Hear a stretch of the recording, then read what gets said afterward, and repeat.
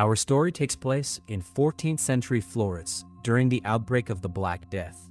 As the plague tears through the city, people flee in every direction, desperate to survive. In the middle of all this chaos, Pampinea, the beautiful daughter of a wealthy merchant, suddenly loses her father. Even though her family was rich, his death leaves her completely vulnerable. Not long after, a ruthless nobleman named Gerbino della Rada claims that her father owed him a massive debt.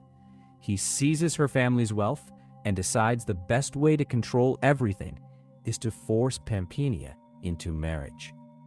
But there's a twist. Pampinea has already been promised to a Russian nobleman, Count Dzerzhinsky. To buy time for the Count to arrive, she makes a false promise of marriage to Gerbino, then secretly flees to a convent. Before leaving, she writes a letter to the Count and entrusts it to a loyal servant to deliver upon his arrival. Meanwhile, we meet Lorenzo, a charming rogue, skilled gambler, and someone who shares a past with Pampinea. After defeating Gerbino in a card game and humiliating him in front of everyone, Lorenzo instantly becomes Gerbino's next target. Furious over the loss, Gerbino orders his men to execute Lorenzo.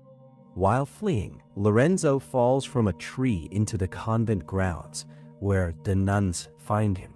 To conceal his identity, he pretends to be a deaf-mute gardener.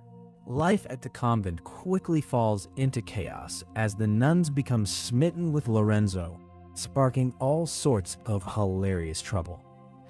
Though they're supposed to be modest and devout, many of the nuns secretly pursue him, sneaking out just for a chance to get closer.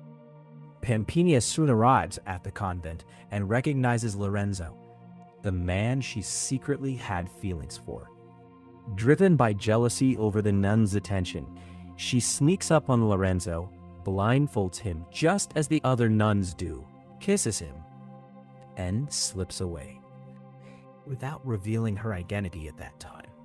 Lorenzo doesn't know who the mysterious woman was at that time, but that single kiss leaves a deep mark on him. He can't stop thinking about the mystery woman. And finally, the Count arrives in the city. Gerbino lies to him, falsely claiming that Pampinea has agreed to marry him instead. Insulted, the Count leaves. But before he gets far, Pampinea's letter reaches him, revealing the truth and telling him where she really is. He rides off to find Pampinea's whereabouts. Along the way, Gerbino's men ambush his party. Though his companions are killed, the Count survives and continues his journey. While fleeing, he meets Pampinea's best friend, Elisa. The two quickly fall in love, but the Count mistakenly believes that Elisa is actually Pampinea. Back at the convent, Pampinea decides it's time to return home now that the Count has arrived. Still jealous and unable to hide her feelings, she tells the Mother Superior that Lorenzo isn't really deaf or mute. As a result, he's thrown out of the convent. Outside the gates, Lorenzo joins Pampinea on the journey back to her father's estate. At Pampinea's estate, Lorenzo confesses to her that he has fallen in love with the mysterious woman who kissed him. Pampinea is about to tell him that she was the mysterious woman. But just as everything finally seems to be falling into place, Gerbino and his men storm the estate and capture Lorenzo. Desperate to save his life, Pampinea reluctantly agrees to marry Gerbino. Lorenzo is cast out into the forest, where he unexpectedly runs into Count Dzerzhinsky. The Count is still on his way to marry the woman he thinks is Pampinea, whom he had met in the forest. Realizing they share the same enemy in Gerbino, Lorenzo and the Count join forces. They launch an attack on the estate to stop the forced wedding and rescue Pampinea. A fierce battle breaks out.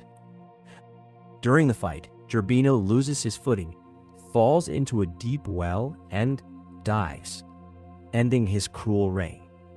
With Gerbino finally gone, every misunderstanding begins to unravel. Pompinia realizes that the Count has fallen in love with Elisa and has mistaken her for Pompinia, so she is happy about it. Now that she is free from the engagement her family had arranged with the Russian Count, she quickly goes after Lorenzo, the man she truly loves. Finally free to follow her heart, Pompinia reveals to Lorenzo that she was the mysterious woman from the convent all along. The movie ends on a perfect note.